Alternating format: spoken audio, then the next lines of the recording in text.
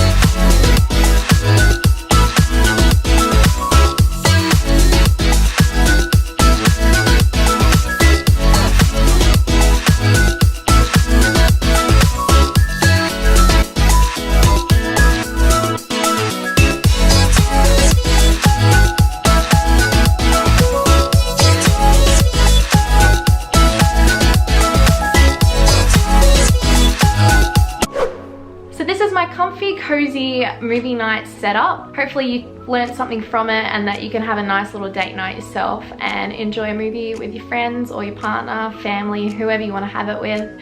And yeah, so I hope you enjoyed this video. Thanks for tuning in. Don't forget to like and subscribe, and I'll see you all later. Bye.